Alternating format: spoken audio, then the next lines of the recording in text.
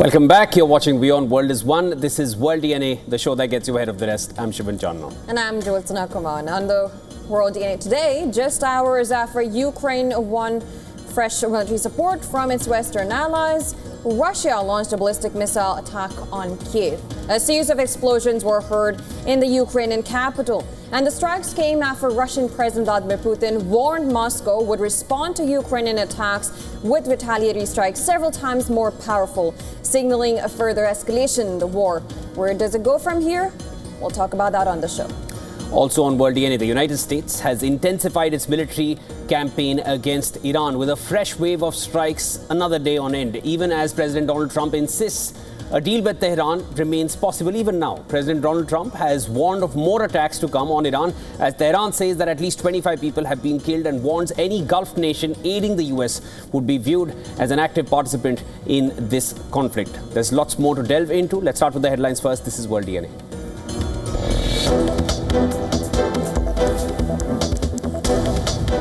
U.S. President Donald Trump announces he will deliver a prime-time address to the nation on Thursday amid escalating tensions with Iran. He does not disclose the topic of the speech, and the White House provides no further details.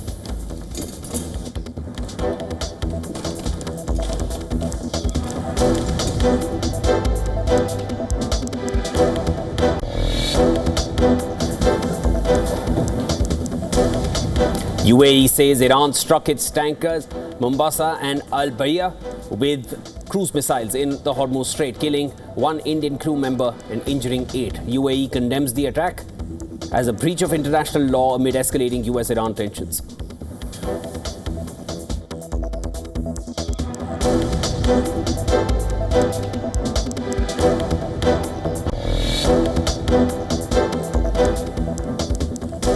Yeah, I think a deal is possible, sure, I do. The U.S. launches fresh strikes on Iran, with CENTCOM seeing the attacks target Iran's military capabilities and threats to Strait of Hormuz shipping. Trump says more strikes would follow, but maintains a deal with Iran remains possible.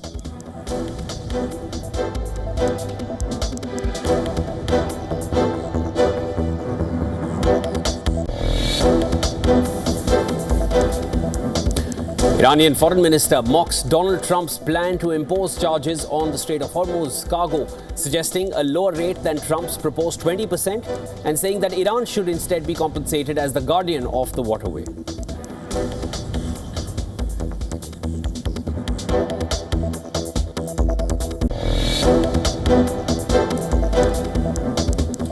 Yemen's Houthis launch attacks on Saudi Arabia after accusing Riyadh of striking Sana'a airport. Saudi-backed Yemeni forces say they targeted airport to stop Iranian plane from landing. Escalation threatens to revive conflict between two sides.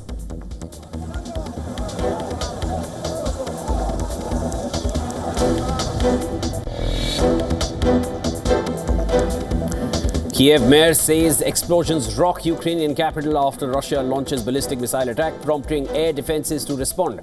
The strike comes a day after Ukraine and its allies meet in Paris to boost support and pressure Moscow.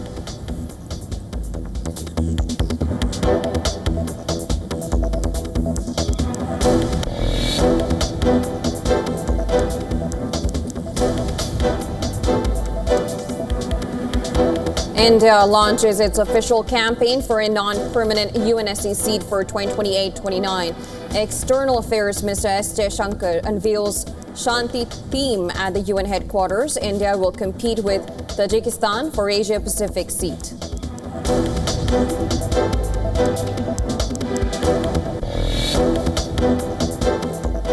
Brazil's Supreme Court bars presidential hopeful Flavio Bolsonaro from visiting his father Jair Bolsonaro, who is under house arrest for 90 days. Decision follows Flavio sharing a letter from his father online despite a social media ban.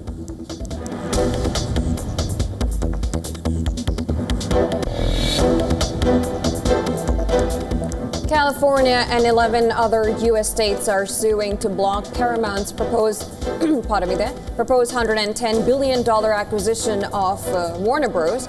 Discovery. They argue the mega merger would reduce competition, drive up prices, and hurt consumers and entertainment industry. Now,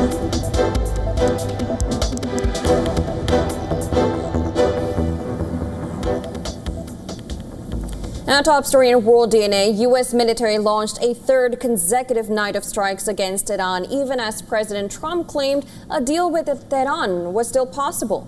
UAE said that Iran attacked two of his ships in the Strait of Hormuz, killing an Indian crew member and wounding 8 others. Hours later, the U.S. Central Command announced the fresh salvo against Iran, saying strikes will continue, imposing a heavy cost on Iranian forces and degrade their ability to attack civilians and commercial shipping in the Strait of Hormuz. According to Iranian media, at least 4 explosions were heard east of Iran's Bandar Abbas, which sits on the Strait of Hormuz. At least 25 people have been reportedly killed in Iran since hostilities resumed this Wednesday. United Arab Emirates said Iran had attacked the ships in the vital waterway. The attack killed 1 crew member, an Indian national, and wounded 8 others. In the United Nations, US vowed to keep hitting Iran if they continue to target shipping in the Strait of Hormuz. If Iran shoots its ships, we will immediately respond with force. U.S. military operations are a response to these threats in self-defense and defense of others. The White House has confirmed that President Trump has formally notified Congress last week that the United States had resumed military conflict with Iran, giving the Pentagon an additional 60 days to operate in the region without congressional approval. And before this, President Trump had signaled more military action was imminent. While talking to a radio host, Trump also threatened to destroy Pickaxe Mountain, a deeply buried nuclear site near Natanz, where Western intelligence suspects Iran is building an undeclared enrichment facility. Trump later told reporters that he thinks a combination of strikes and blockades was most effective against Iran. We're hitting them very heavy tonight, as you know. We have tremendous amounts of ammunition. We have numbers that we haven't had in years. And we're hitting them very hard, and it'll continue, and we'll see what happens. But we're knocking out all of their offensive capability, and we're controlling the straits. We're putting the blockade back. And it's a blockade not for anybody but Iran. But do you think a deal is still possible? You think they'll return to the... Yeah, I think a deal is possible, sure, I do. Following Trump's directive, CENTCOM announced that a blockade on Iranian ports would be reimposed. Oil prices shot up more than 9% over fears of renewed conflict.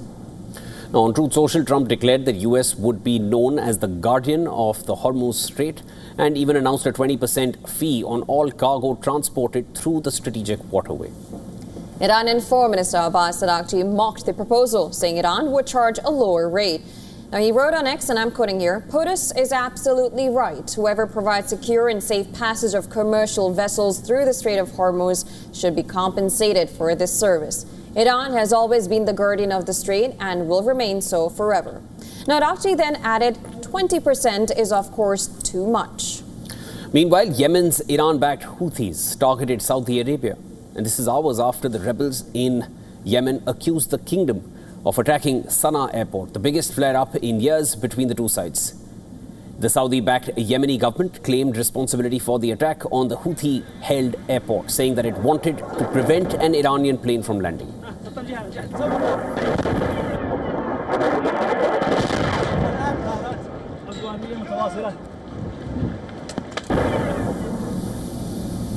In the latest from the occupied West Bank, the Palestinian health minister has accused Israeli forces of shooting dead a man who was allegedly trying to cross the separation barrier. The Ramallah-based ministry said 30-year-old Nasser Kabneh was killed by Israeli gunfire in Bir Nabala, northeast of Jerusalem. It claimed Kabneh was shot while trying to climb over the barrier that separates Jerusalem from the occupied West Bank. Israeli police and border forces have not commented on the allegation, and Israel requires most Palestinians from the West Bank to obtain permits to enter Israel or East Jerusalem through military checkpoints. Israeli officials say many also try to cross the barrier illegally. Well, meanwhile, the United Nations has accused Hamas of disrupting humanitarian aid operations in Gaza, saying its actions have hampered food distribution as the humanitarian crisis deepens. The UN said armed men linked to Hamas stormed a food distribution site in Jabalia on Saturday, forcing aid workers to stop handing out supplies. Turning to the occupied Palestinian territory, our Deputy Special Coordinator for the Middle East Peace Process and resident humanitarian coordinator, Ramiz Alakbarov, yesterday condemned the recent obstruction of humanitarian operations by the de facto authorities in Gaza. Now, the European Commission and its international partners have launched a $1 billion aid initiative to support Gaza's recovery after well over 2 years of war. The plan will fund essential rebuilding work, including restoring water supplies, healthcare, and other basic services. Well, dubbed the Team Gaza Initiative, the program will help clear rubble, repair water and sanitation systems, and rebuild healthcare facilities. The initiative is backed by the European Commission, the World Bank, the European Investment Bank, and more than a dozen donor countries. The United Nations estimates that rebuilding Gaza will cost around $70 billion.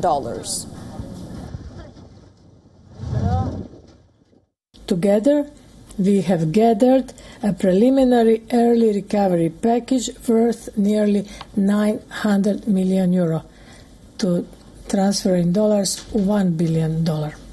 This includes a proposed amount of $257 million from the European Commission and the European Investment Bank.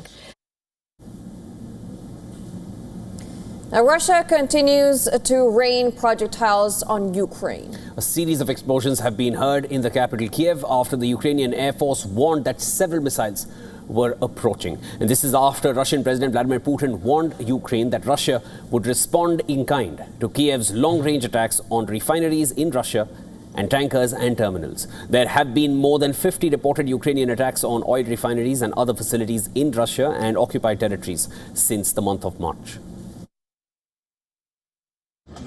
Our responses will always be mirror-like. Wherever they, Ukraine, attempt to strike the Russian territory, we will respond in kind, but our strikes will be several times more powerful. The enemy will feel it. It is already feeling it, I hope, and it will continue to feel it on an escalating scale.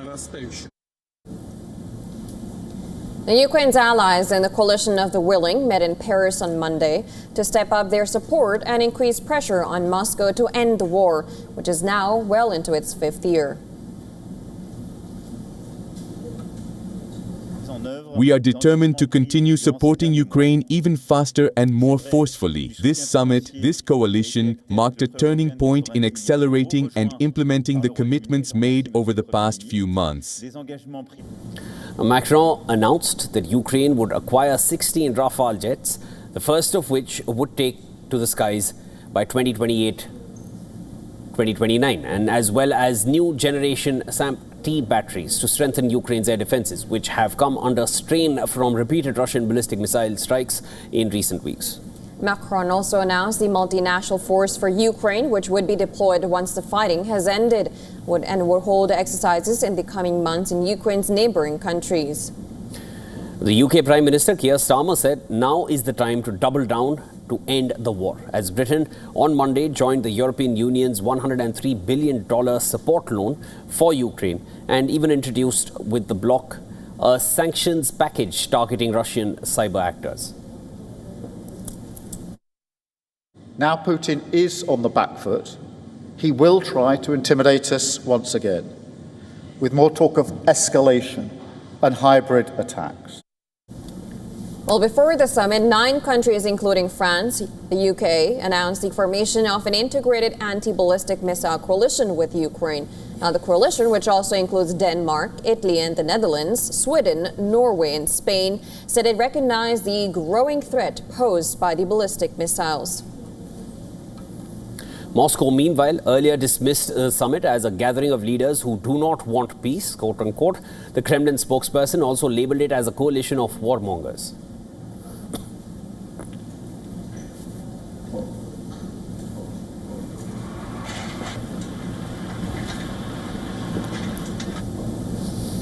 And a Cold War warship is once again at the center of global attention, more than 4 decades after it was conceived to take on U.S. aircraft carriers.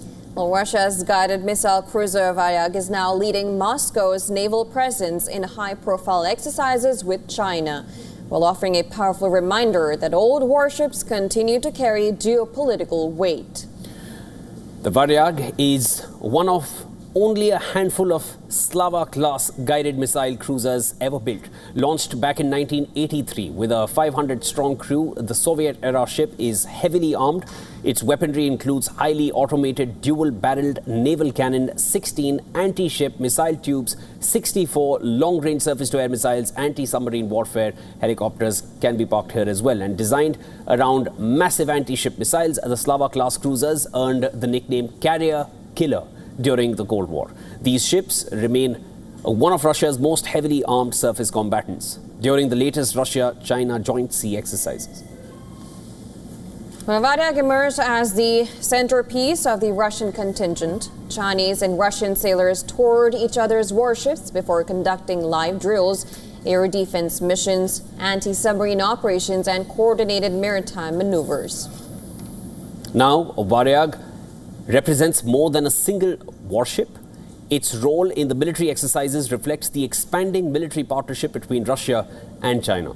Annual naval drills between the two countries have grown in scale and complexity, extending beyond training into joint patrols across the Pacific, especially as strategic competition intensifies across the region.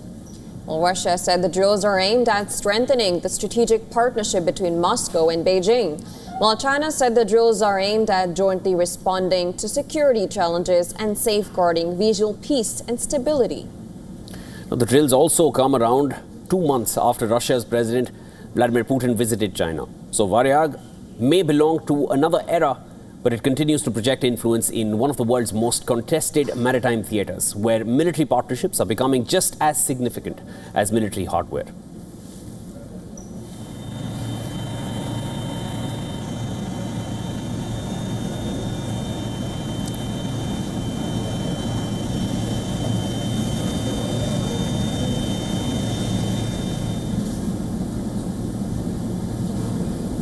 In other global news, Hungary's parliament has voted to remove President Tamás Sulyok, marking a major political shakeup as Prime Minister Péter Magyar moves to dismantle the legacy of former leader Viktor Orbán. The constitutional amendment now puts the spotlight on whether Sulyok will step down or trigger a constitutional standoff. Hungary's parliament has approved a constitutional amendment to remove President Tamás Sulyok from office. Now, the amendment passed by 139 votes to 6, with lawmakers from Magyar's Tisza party applauding the result. Magyar declared the vote marked the completion of reforms aimed at dismantling what he called the Orbán regime.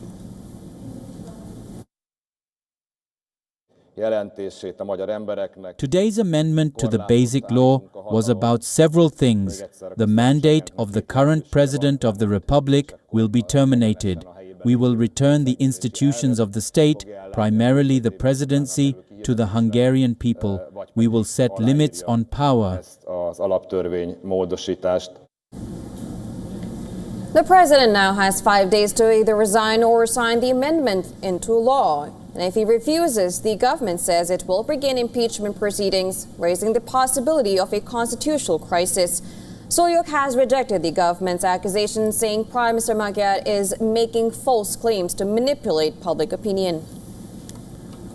Former Prime Minister Viktor Orbán's Fidesz party boycotted the vote, calling the amendment autocratic and warning that it could set a dangerous precedent. Now, the reforms come after Magyar election victory in April on a promise to reverse Viktor Orbán's 16 years in power. Now, the amendment also introduces term limits for lawmakers and creates a new anti-corruption office with sweeping powers as the government pushes broader constitutional reforms.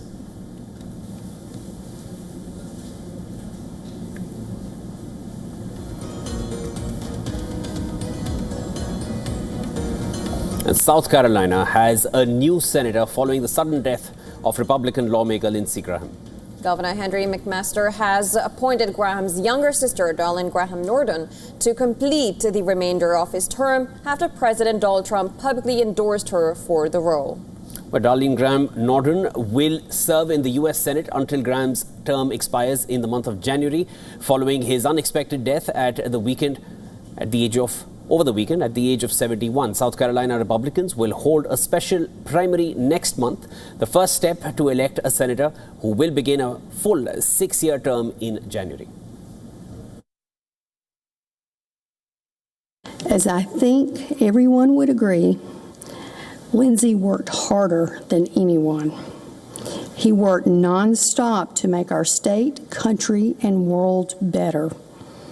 He loved his family and loved serving this state and our country. He dedicated his life to our country. It is such a privilege to get to finish some of his important work. Late senator never married or had children. After their parents' death, Graham firmly adopted his 13-year-old sister, helped her finish school, and largely raised her. Now, the appointment came just hours after President Donald Trump publicly urged the governor to choose her, calling it a fabulous tribute to the late senator. Announcing the decision, Governor McMaster said that it was an honor to ask Graham's sister to continue his work. Darlene Graham Norton said that she was committed to honoring her brother's legacy, describing him as an outstanding leader who had always been there for her. Lindsey Graham died unexpectedly over the weekend after what officials described as a brief and sudden illness. The preliminary cause of death has been identified as aortic tear linked to heart disease. U.S. senators paid heartfelt tributes to Lindsey Graham as the Senate reconvened, remembering him as a respected colleague who forged friendships across party lines. Lawmakers praised his warmth, sharp wit and willingness to work with both Republicans and Democrats, calling his legacy one of public service and bipartisan cooperation. Eternal God, as flags fly at half-staff throughout our nation to honor Senator Lindsey Graham, we give thanks to you for his life and for his years of public service. Lord, we remember with gratitude his commitment to the responsibilities entrusted to him and the many ways he sought to serve the people of this country. All right, moving on. Japan is working on something it hadn't built since the end of the Second World War. In the biggest national security overhaul, the Japanese government is building a single and centralized intelligence agency, and this is happening for the first time. Now, Tokyo is seeking advice from allies, including the United States, Australia, and Germany. Throughout the years, the Asian giant has followed a fragmented intelligence approach in which such information is spread across multiple separate departments. But now, Japan will follow a centralized approach, which is what most countries traditionally use in the intelligence field. Well, Prime Minister Sanae Takaichi sees a new domestic agency as central to her broader ambition of freeing Japan from the security constraints. This comes at a time when China, Russia, and North Korea are all applying pressure in different ways. The new intelligence agency will be called the National Intelligence Bureau and be based out of Tokyo. It will likely have close to 700 members. It is to be operational from December 2026. The timing of the decision to set up an intelligence agency has sparked global buzz. Over the years, intelligence has been a recurring problem for Japan, with no clear body to handle such things. The Japanese government maintains that the intelligence agency is necessary, in part, to help counter the theft of classified information through cyber attacks, and Tokyo will also set up an intelligence council with a central command center headed by Takaichi. However, the Intelligence Council will operate separately from the intelligence agency.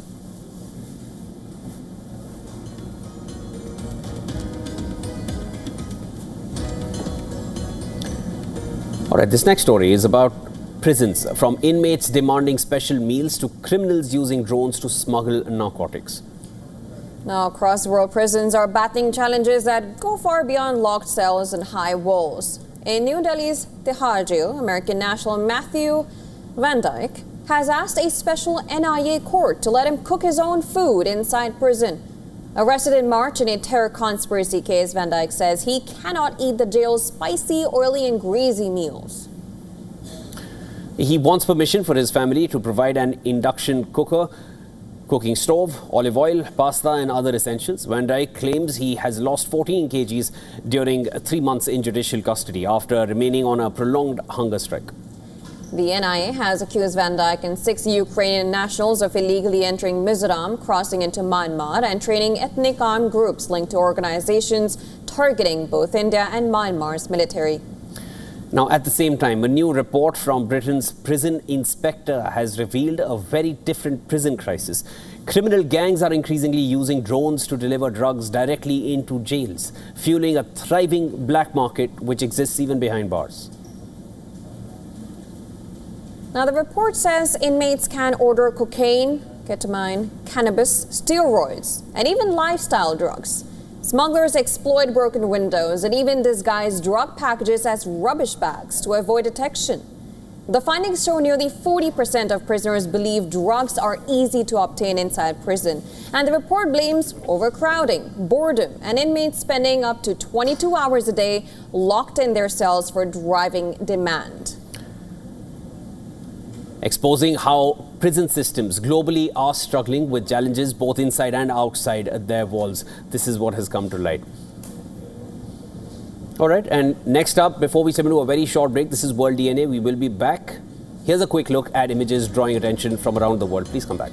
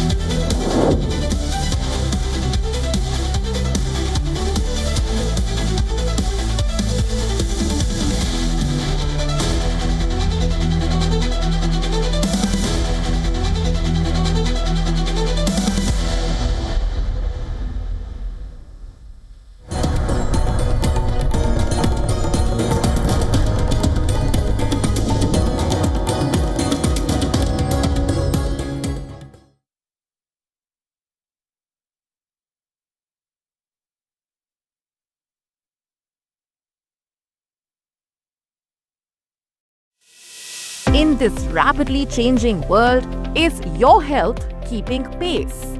Best practices and breakthroughs busting the hype with real insights. The timeless power of yoga and ancient healing. Good food, good mood.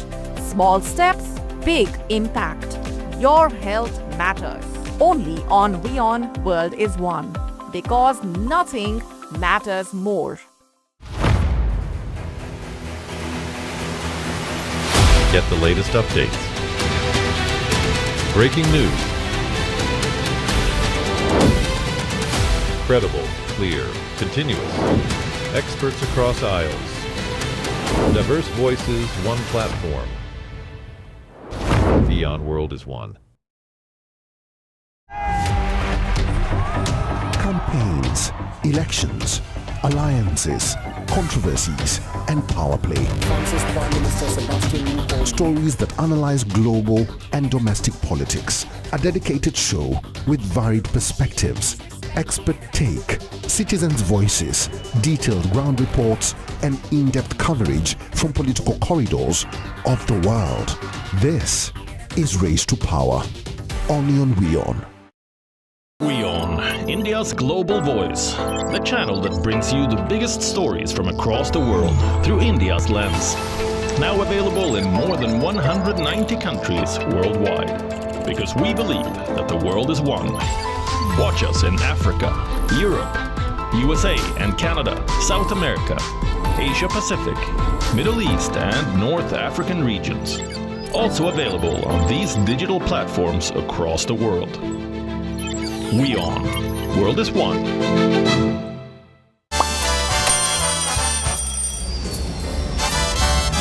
Vielleicht nur als Imposant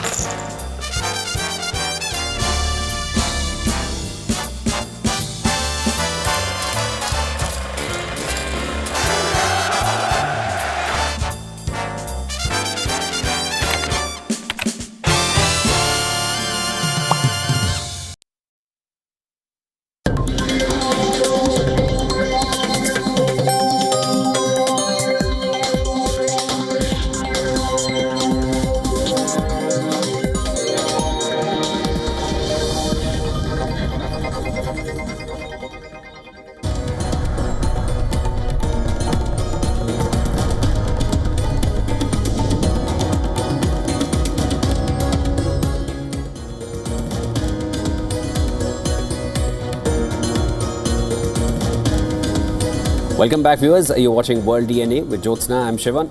Let's start with the headlines at this hour.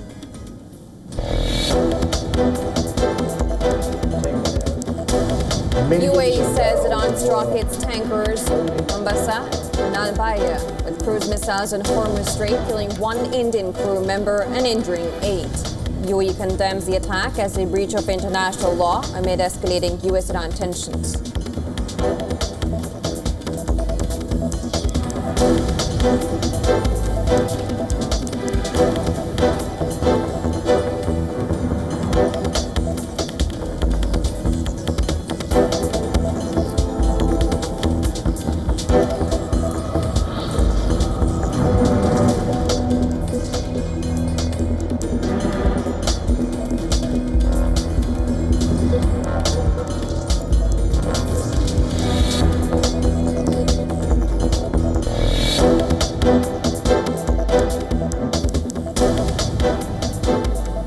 UAE says Iran struck its tankers Mombasa and Al Bayah with cruise missiles in the Hormuz Strait, killing 1 Indian crew member and injuring 8. UAE condemns the attacks as a breach of international law amid escalating US-Iran tensions.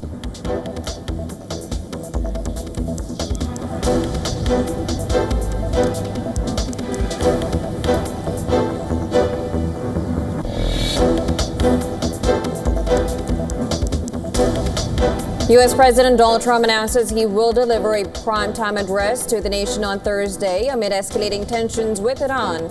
He does not disclose the topic of the speech, and the White House provides no further details.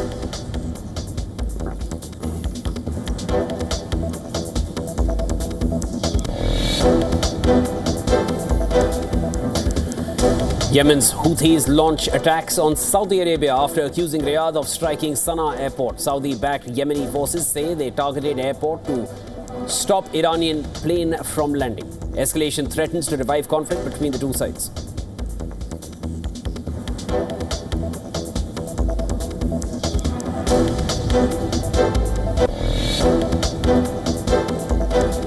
Lebanon and Israel will resume their 6th round of talks in Rome today.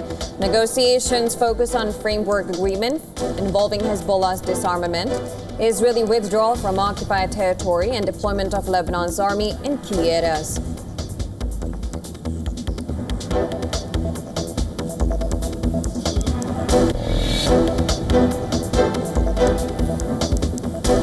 Russian President Vladimir Putin warns Ukraine of a stronger retaliation for long-range attacks on Russian refineries, tankers and terminals, acknowledges fuel shortages caused by strikes, but says Russia's energy system remains strong.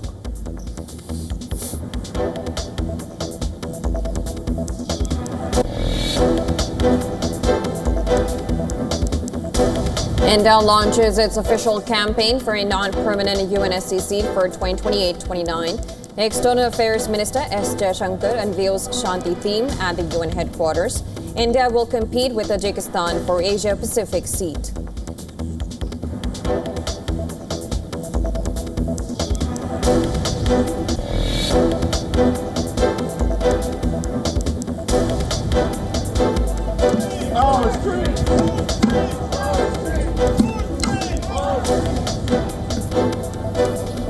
Protesters marched through downtown Bedford in United States, Maine, after a person was fatally shot during an encounter with immigration agents. State and local officials, including governor and mayor, called for a full investigation.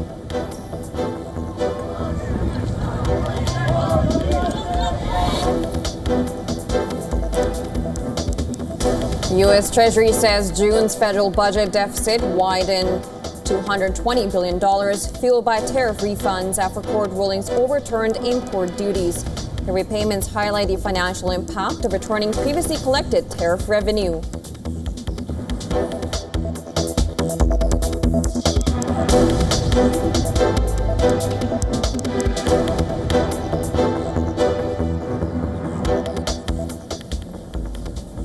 And fresh legal scrutiny in the allegations in the Ayodhya Sri Ram temple embezzlement. The Supreme Court of India now issues notices to the centre, Uttar Pradesh government and the Ram Janmabhoomi Tirth Kshetra Trust. Now, the top court has also sought a status report from the state-appointed special investigation team. The Supreme Court has taken up the alleged Ayodhya Ram Temple donation embezzlement case on Monday. A bench led by Chief Justice Uddakant issued notices. The court has also directed the special investigation team set up by the Uttar Pradesh government to file a status report in which the apex court seeks a detail of the progress of its investigation and the composition of the SIT. The hearing comes after multiple petitions that sought a CBI investigation into allegations of misuse of donations received for the Sri Ram Temple. The petitioners have also demanded a forensic audit of the trust's finances, preservation of financial records and CCTV footage, and greater transparency in the management of donations. They argue that the allegations have shaken the confidence of devotees and donors alike, making an independent probe essential. Now, during the hearing, Solicitor General Tushar Mehta told the court that the SIT status report would be submitted in a sealed cover. However, the bench refused the center's request to delay issuing notice to the Temple Trust. The court also declined for now the petitioner's plea seeking access to the status report, observing that the investigation is still underway. Among the petitions before the court are demands for a CBI probe, a CAG audit, publication of audited financial statements and court-monitored oversight of the trust's finances. Meanwhile, the Uttar Pradesh police has already registered an FIR with 8 people currently in judicial custody as the investigation continues. The judicial custody of all 8 accused extended by another 14 days, and they are next scheduled to appear on 27th of July. The Uttar Pradesh government has appointed a legal aid defense counsel for the accused in the case. The move came after the Faizabad Bar Association boycotted the people arrested and refused to represent them. Kushekar Singh, an ex-joint director of the Department of Prosecution, will begin appearing for the accused in court from next week. In other developments, the Ram Janmabhoomi Tirth Kshetra Trust invited applications for the post of the first Chief Executive Officer of the temple, setting July 18th as the deadline for submission of names.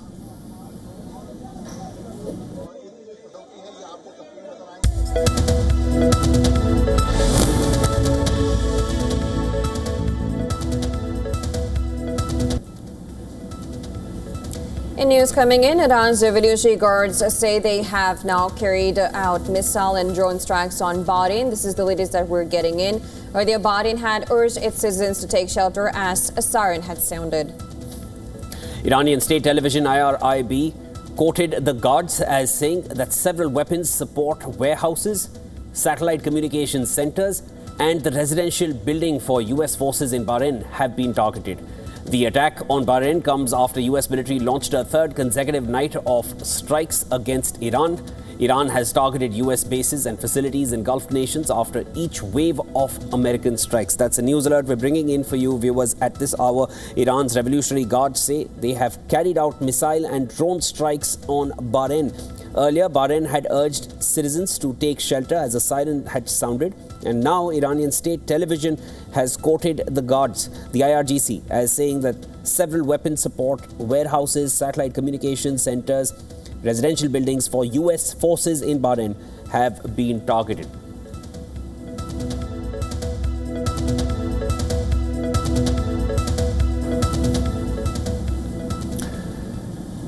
And India has officially launched its campaign for a non-permanent seat on the United Nations Security Council for the 2028-29 term.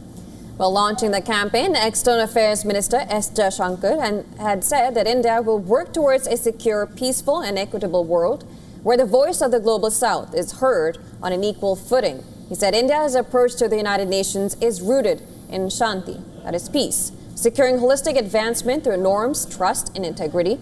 Elections for the 2028-29 term will be held in June next year, with India set to face Tajikistan for the lone Asia-Pacific Group seat. The contest comes at a time of major geopolitical turbulence as the world grapples with the war in Ukraine, the Gaza conflict, and the recent U.S.-Israel military action against Iran. Now, earlier in the week, Prime Minister Modi, addressing the Parliament of Indonesia, This was last week. He said that the global order is changing rapidly and that developing countries are seeking greater participation and a stronger voice in global affairs. He stressed that reforms of the UN Security Council can no longer be delayed. India last served on the Security Council during the 2021-22 term, marking its 8th tenure as a non-permanent member. India has long been at the forefront of efforts to reform the Security Council, calling for expansion in both its permanent and non-permanent categories. New Delhi maintains that the 15-member council established in 1945 no longer reflects contemporary geopolitical realities, and that India rightfully deserves a permanent seat on the world's highest decision-making body for peace and security.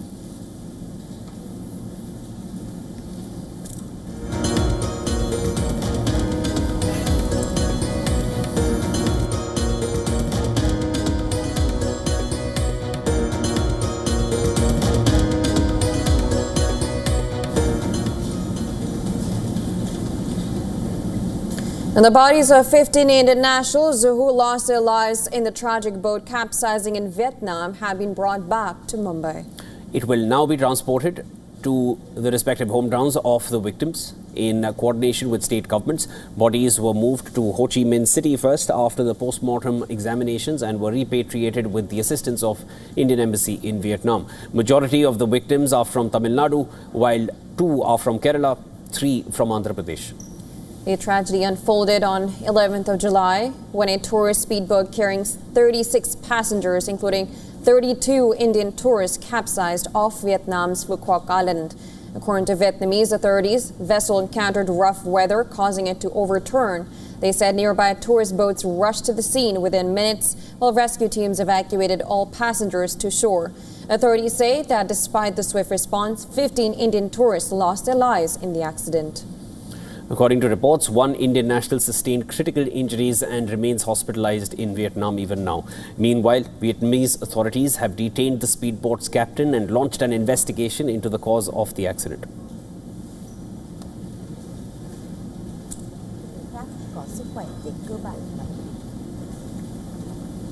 And Monday marked a moment of profound grief for the SL family. Shri Nand Kishore Goenka, father of SL Group, Chairman Dr. Subhash Chandra, passed away in Mumbai in the afternoon. He was 96-year-old.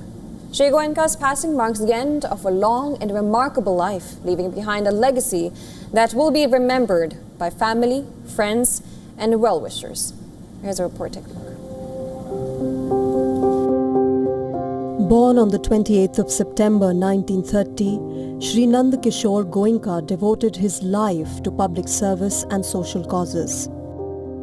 Shri Nand Kishore Goenka's life was defined by strong values, humility, compassion, and unwavering dedication to serve the society. Through his quiet acts of generosity and dedication to community welfare, he touched the lives of many. A committed volunteer of the Rashtriya Swayamsevak Sangh, he held several key responsibilities within the organization over the years. Alongside his business pursuits, he remained deeply engaged in social service and was steadfastly committed to the cause of cow welfare. His son and chairman of the SL Group, Dr. Subhash Chandra, remembered his father. In a post on X, he said, "Though all in the family are saddened, my desire is to celebrate his life of 96 years, which was full of Samaj Seva, Cow Seva and national service as an RSS Swayam Sevak." Tributes have been pouring in from across sections of the society. Chief ministers of various states, leaders of political parties and top industrialists have expressed grief over the death of Shri Nand Kishore Goenka. Maharashtra Chief Minister Devendra Fadnavis expressed sorrow and praised Shri Nand Kishore Goenka's role as an RSS worker. Senior Congress leader and former Chief Minister of Haryana, Bhupinder Singh Hooda, also remembered Shri Goenka as a visionary industrialist and a great family man. ये बड़े ही दुख की बात है कि नंद किशोर गोयनका जी जो सुभाष चंद्र जी के पिताश्री हैं, उनका निधन हुआ है। वे राष्ट्रीय स्वयंसेवक संघ के प्रचारक रहे हैं और विशेष रूप से गौ सेवा के लिए बहुत समर्पित रहे हैं। कारोबार करते हुए उन्होंने बहुत सारी सामाजिक जिम्मेदारियों का भी निर्वाह किया है। अग्रसेन समाज में भी उनका कार्य बहुत बड़ा है। ऐसे एक बहुत बड़े समाज सेवी और राष्ट्रभक्त व्यक्तित्व का निधन ये बहुत ही दुख की बात है। मैं उन्हें विनम्र श्रद्धांजलि अर्पित करता हूँ। नंद किशोर जी गोयनका जी, मैं जानता था उन्होंने सारी उम्र मेहनत किया, समाज सेवी की और उनके परिवार ने बड़ी तरक्की करी, सब उनके आशीर्वाद से की। आज वो नहीं रहे तो लेकिन समाज में और अपनी जन सेवा के उसमें अपना वो एक स्थान बना के गए हैं। ईश्वर से प्रार्थना है कि अपने चरणों The mortal remains of Shri Nand Kishore Goenka will be flown to his ancestral town of Hisar in Haryana. The remains will be kept at his residence, Goenka House in Hisar, for family members, friends and well-wishers to pay their final respects. His last rites will be performed at 11 a.m. on Wednesday. The final rites will take place at Goenka Garden in Agroha Dham. His wife was also cremated at the Agroha Dham.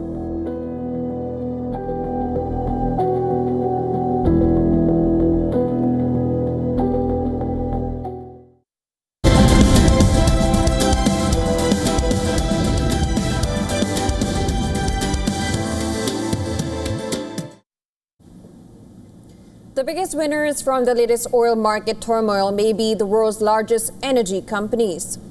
But as profits surge, so is political pressure. US President Donald Trump has launched a probe into alleged fuel price gouging, while European lawmakers are once again calling for windfall taxes on big oil. Here's a look at why oil giants are set for a bumpier quarter.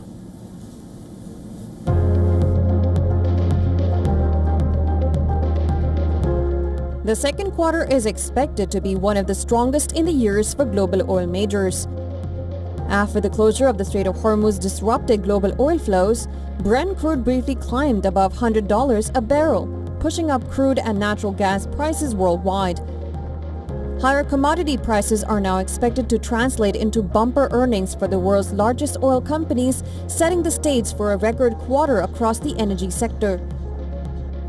Analysts expect ExxonMobil to report between $16 and $19 billion in second quarter profit, while Chevron's earnings are projected at nearly $10 billion. This is more than 3 times their first quarter results. U.S. refiners including Marathon Petroleum and Valero are also expected to post their strongest profits in years. However, these gains have drawn political scrutiny. President Donald Trump has accused fuel retailers of keeping gasoline prices artificially high despite crude oil prices retreating and has ordered a federal investigation into possible price gouging. So it's ExxonMobil, it's Chevron, it's Shell, it's BP, it's a lot of them. The gasoline or the oil prices have come down so much, and we are not seeing anything at the pump by comparison to what it should be. We should be, in my opinion, at $2.25 right now at the pump. And we're higher than that. And we are doing a big investigation on it, yeah. At the same time, some European lawmakers are demanding that oil companies contribute more towards climate adaptation measures. The oil industry argues that retail fuel prices do not move in lockstep with crude prices. Refiners say gasoline prices reflect multiple factors including refining costs, fuel inventories, seasonal demand and supply disruptions. Companies also point to a time lag between changes in crude oil prices and prices at the pump. While gasoline prices in the United States have eased from the recent peaks, they remain higher than a year ago. As oil companies prepare to announce another quarter of exceptionally strong earnings, they also face growing political pressure over consumer fuel costs. This has emerged as a familiar cycle whenever geopolitical shocks send energy markets sharply higher. Business Bureau Report, WION World is One.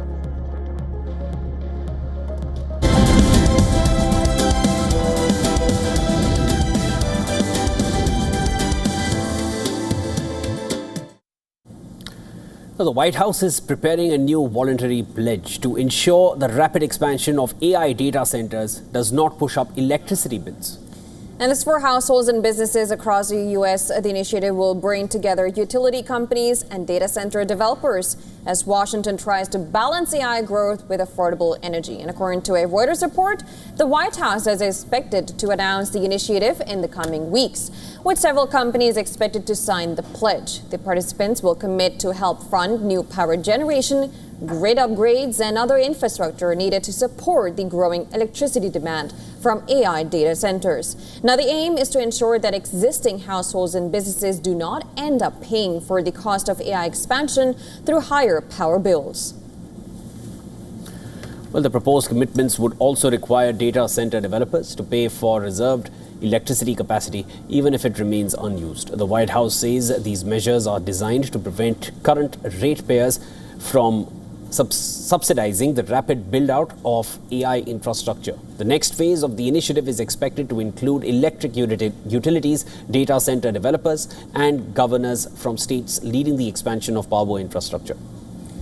Now, the Trump administration has repeatedly said that the U.S. can win the global AI race only by rapidly expanding its electricity generation and transmission network. At the same time, officials say consumers should not shoulder the cost of that expansion. The White House describes the initiative as an effort to show that AI investment and affordable energy can go hand in hand.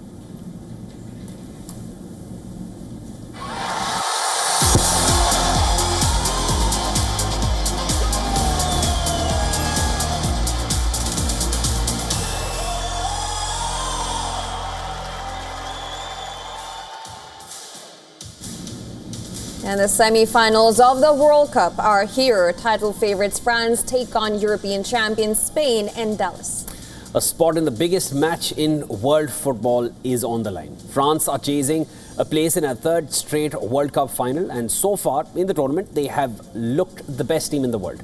France made it 6 straight victories at the World Cup by beating Morocco 2-0 in the quarterfinals and are now looking to become just the second European side to win 7 in a row.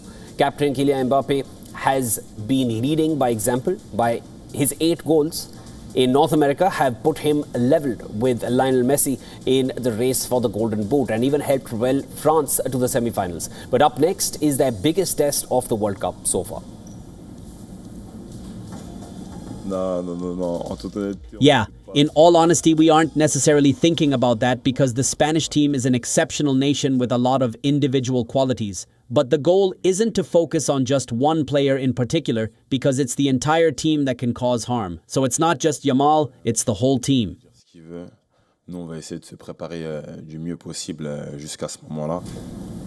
Now, Spain have been the best defensive side in the World Cup. The Spaniards conceded their first goal in the tournament against Belgium in the quarterfinals, but Mikel Merino's late winner sealed a place in the last 4.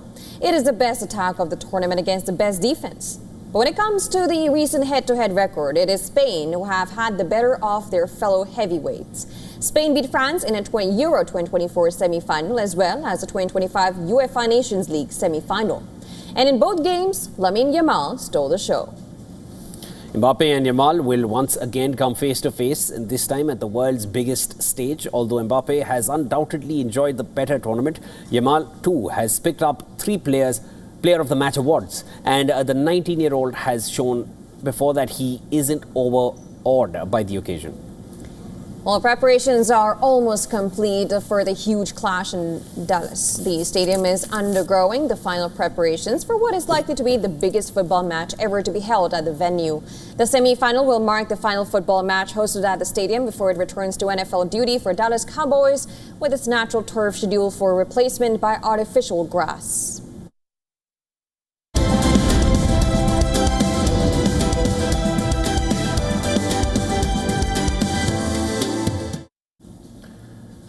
Oscar-winning filmmaker Christopher Nolan has issued a blunt warning to Hollywood, stating that the entertainment industry's aggressive pivot towards artificial intelligence is hitting a wall of fierce resistance from the very demographic studios that are desperate to capture.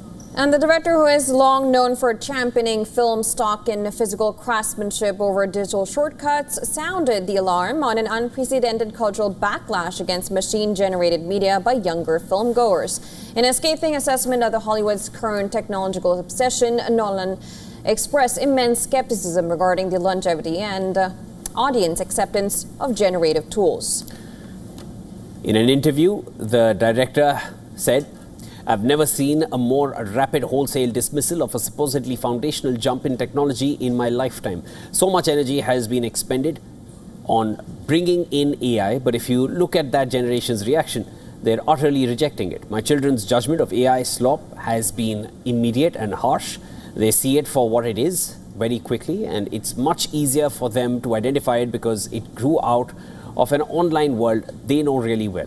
And while that doesn't mean that every aspect of the technology is useless or meaningless in filmmaking, it's hitting at exactly the wrong time. After years of driving towards heavily virtual environments, we're seeing a renewed interest in more tactile, more real forms of storytelling." Now, according to Nolan, younger demographics are hyper-immune to the tech industry's sales pitch, precisely because they are experts in spotting uncanny digitized activities. Young viewers can spot artificial art almost instantly. While he conceded that the technology may have valid applications elsewhere, he argued that its implementation in cinema has arrived at a uniquely terrible moment.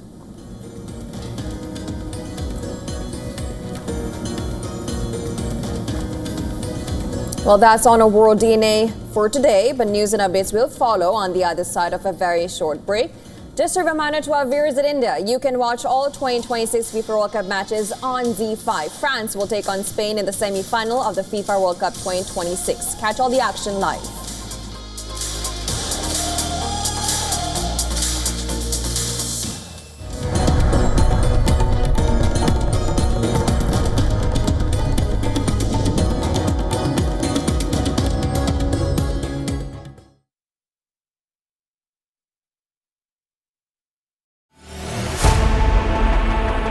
Know more, understand better, think ahead. Hello and a very warm welcome. You are watching Gravitas with me, Molly Gambhir.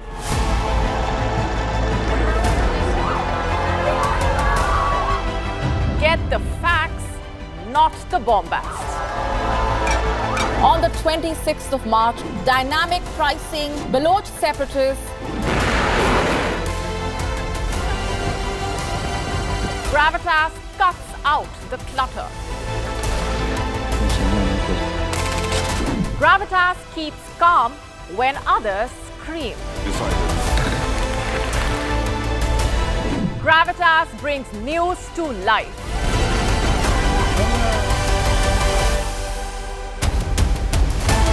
Weekdays, 9 p.m. IST, 3:30 p.m. GMT. Gravitas. Seeing is believing. From the bustling trading floors of Wall Street to the vibrant exchanges of Asian stock markets, WION breaks it down for you to make sense of what's happening, as we reveal the key factors behind events, strategic battles, and the game-changing business decisions that shape the world. We bring you all of this and more on World Business Watch.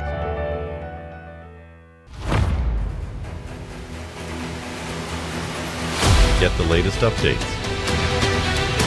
Breaking news. Credible, clear, continuous. Experts across aisles. Diverse voices, one platform. WION World is one.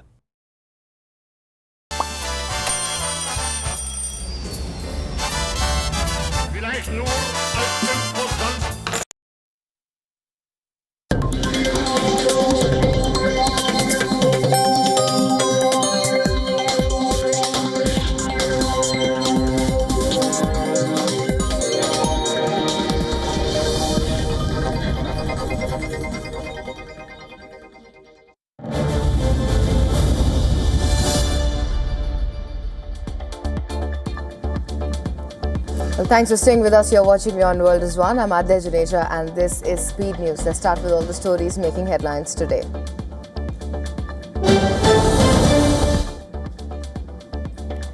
The United Arab Emirates says 2 of its oil tankers were hit by Iranian cruise missiles in the Strait of Hormuz. Well, according to UAE authorities, the attack on the vessels Mombasa and Al Bahia killed 1 Indian crew member and injured 8 others. Well, the UAE has condemned the strike as a violation of international law as tensions continue to rise between the United States and Iran.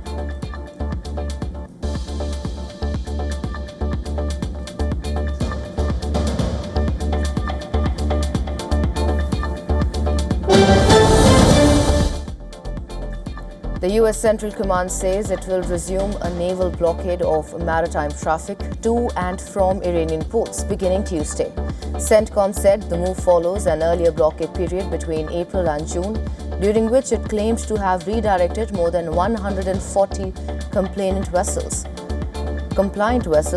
disabled 9 non-compliant ships, and allowed dozens of humanitarian aid vessels to pass. Well, the announcement came after US President Donald Trump said Washington was reinstating a naval blockade on Iran in the Strait of Hormuz and planned to impose a 20% toll on cargo moving through the strategic waterway. US media reported that Trump had formally notified Congress that the United States had resumed military operations against Iran.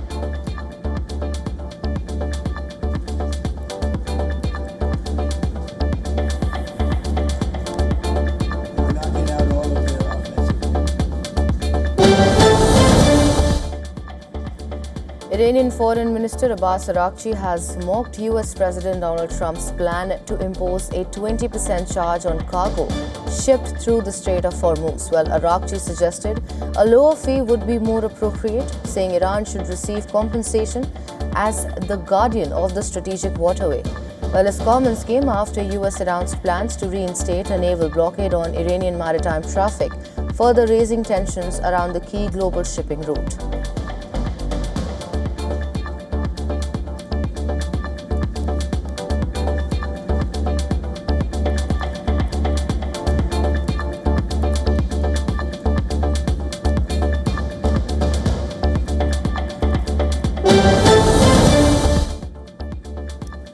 The US military says it has launched a 3rd straight night of strikes against Iran as efforts to secure a ceasefire deal continues to falter.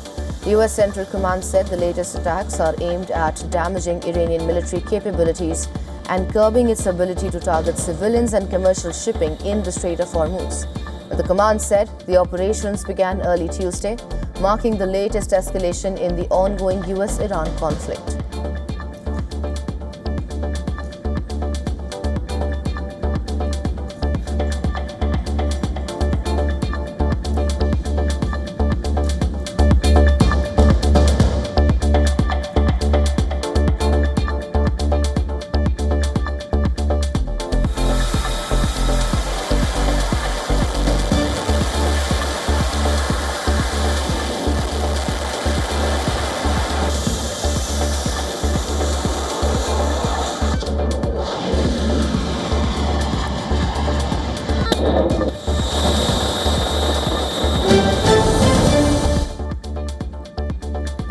Yemen's Iran-backed Houthi rebels have fired missiles and drones towards Saudi Arabia after accusing Riyadh of carrying out strikes on Sana'a International Airport. Well, footage released by Houthi media showed airstrikes hitting the airport runway, with smoke rising from the site following the attack.